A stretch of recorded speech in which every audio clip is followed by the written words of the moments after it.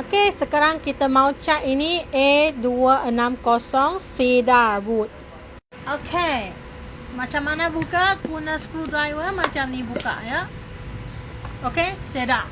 Okey. Okey, so guna roller dulu. First layer guna roller dulu. Roller kasih ratakan warna-warna dia. Lepas tu kita akan guna berus kasih ratakan ikut urat-urat kayu tu ya.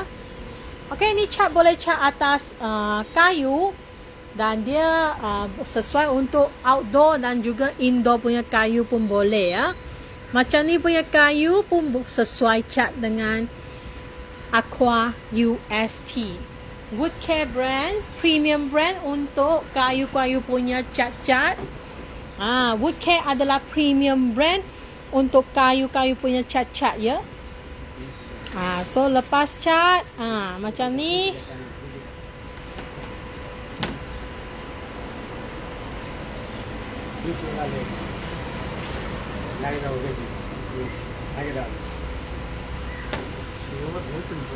Okay.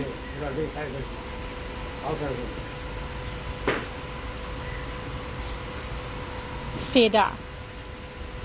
Cantik tak? Jika you suka color ni, bolehlah komen cantik ke tak? Cantik ke tak?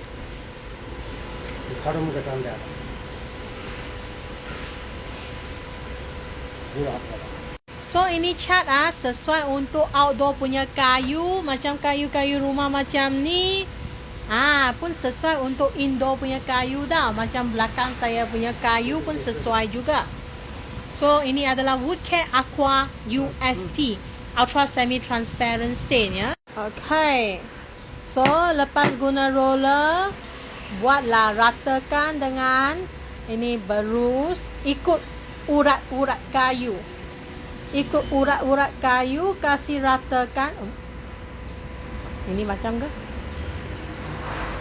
Okey, kasih ratakan balik.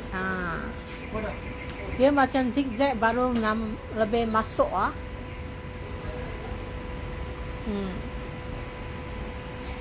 cantik.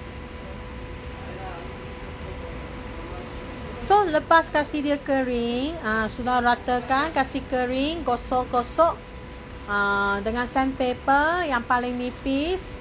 Lepas tu buat second coat. Itu dah siap tau. Sudah